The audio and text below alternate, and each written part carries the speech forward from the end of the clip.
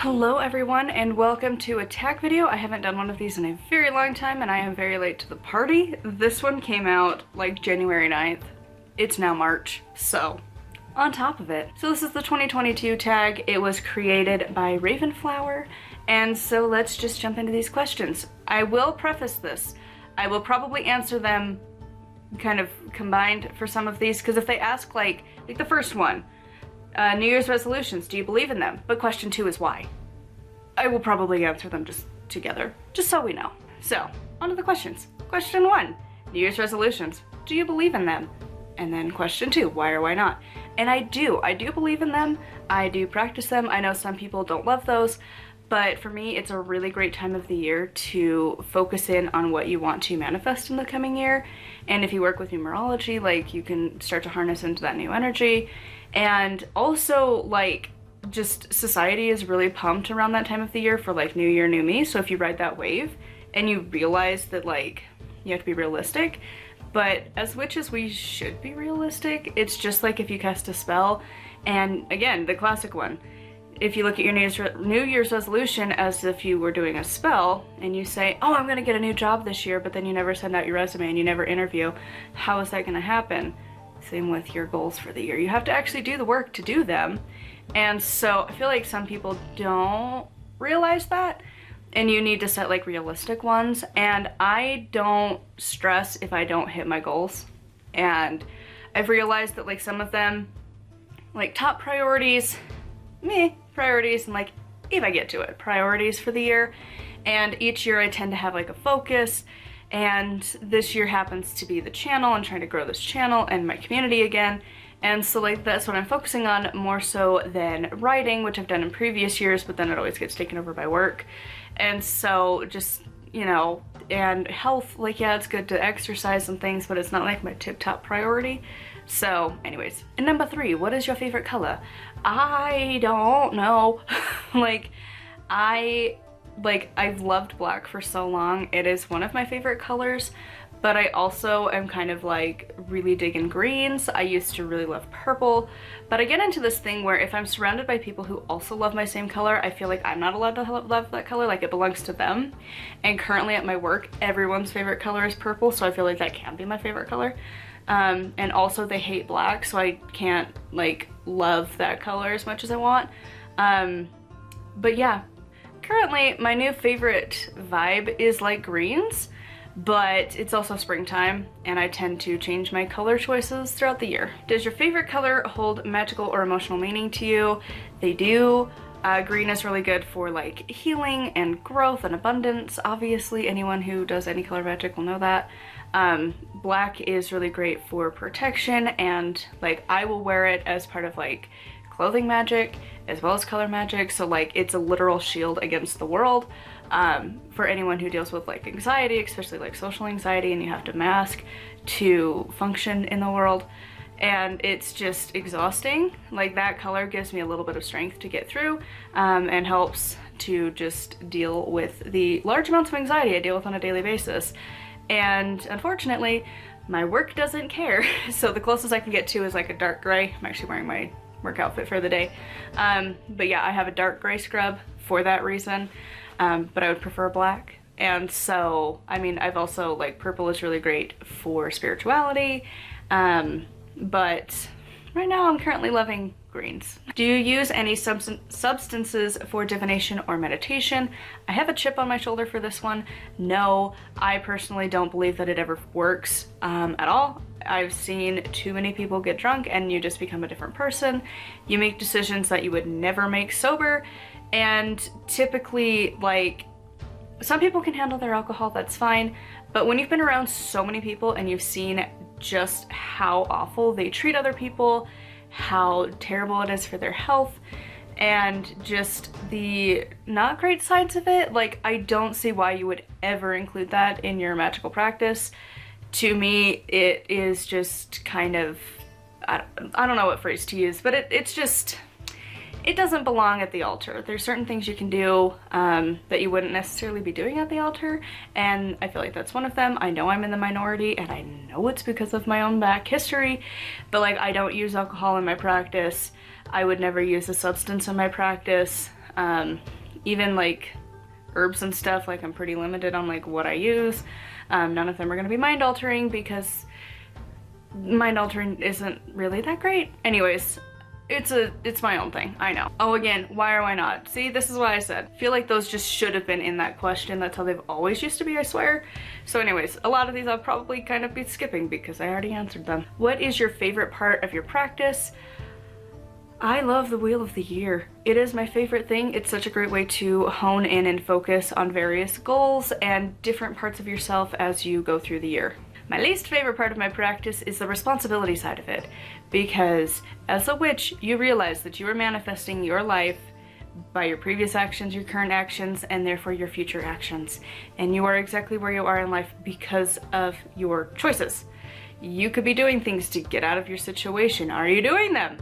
And of course there are like some limitations. Magic can't cure certain illnesses. But if you're also like eating a bunch of junk food, like you're not really helping your life either. Or, you know, trying to do certain careers but you haven't gotten the degree in it, or you haven't, you know, applied or tried to get into that field at all to eventually like move up the ladder, like it's kind of on you.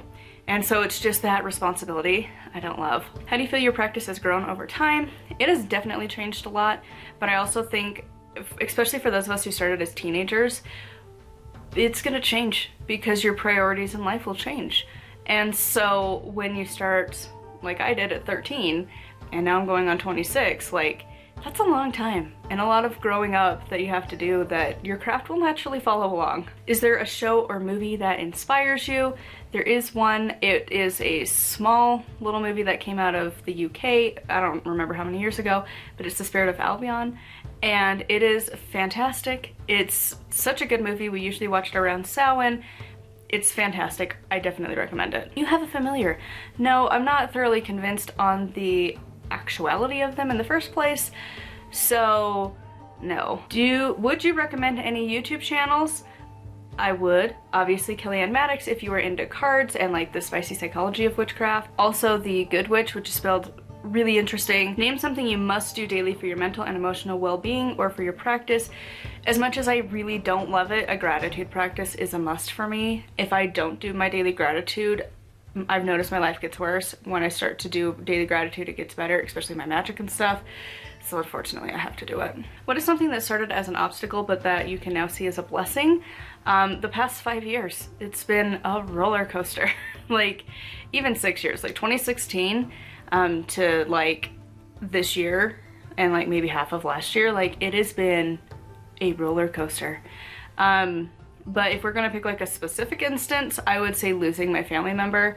I wouldn't say it's a blessing because like death sucks, but it really made me mature a lot and get very serious on like life is short. You need to do what you want as soon as possible, and working on that. Okay, which do you prefer? YouTube, Instagram, Facebook, or TikTok? YouTube. Facebook is eh. The community kind of sucks on there, honestly. Instagram, it's not really easy to build a community on there because it's really like you're just watching somebody else. There's not like a whole lot of back and forth really. And TikTok is just like a dumpster fire. What do you feel is missing from our witchy community? The community part of it. Like I have not felt like there was a witchy community in so many years. And I don't know how to fix it. Like when I think back of when the community was great, like we were all video responding each other. We would all actively interact with each other's videos. And that doesn't happen anymore. Like you might get a few commenters here and there, but nobody's like making a lot of video responses back and forth. It's not a community anymore, and it sucks. How much space do you use for supplies and spellcraft? I have an entire downstairs living room and the storage under the stairs full of boxes of witchery, and I have multiple altars, so it takes up a lot of room. But we also have me, my fiance, his mom's stuff, and a little bit of my mom's witchery stuff. So we have quite a few things gathered around over the years. Oh, how many altars do you have in your home? Currently like 3-ish, but those are mine. There are multiple other ones in the house. What is your favorite Sabbath? And personally, I would love to say Halloween because I do love Halloween and Samhain, but realistically, I love Beltane and the summer solstice. I am a sun child. I love the sun. I don't love winter. Seasonal depression is a bitch. And I love the sun and I love the freedom that is summer, and one day I will reclaim it. So hopefully soon, where you can actually enjoy summer and you don't spend all of your time in a building. I hate it. I want to be my wild child once more. So summertime. Do you prefer tarot, runes, oracle, or the pendulum? Depends on the situation. Right now, obviously I'm learning the runes and I'm learning different ways to incorporate the runes, not just for divination, but for spell work and things. So currently those, but honestly, it just depends on the situation. Are you out of the broom closet? Yep, I wear a bunch of witchy jewelry. And my camera's gonna die, so we're gonna switch over to the phone. Wow, the quality sucks. But here we be. My camera died, but I have to go to work and I wanted to finish off this. So the previous question that it kind of cut off halfway through is, are you out of the broom closet? I am. I wear a bunch of witchy jewelry. I have my pentacle ring. I have my kind of, I don't know, it's the first ring my man ever gave me. And then I have a feather necklace that's charged, and typically I'll wear various jewelry pieces at work, and people will occasionally ask because I live in Utah and people are like, oh my god, you're and yeah, it's fun. But yeah, if people ask, I will tell them, and obviously being on YouTube, pretty out and about. So anyways, the last question is, who will you tag? I don't know anyone else to tag. I feel like everyone's pretty much done this.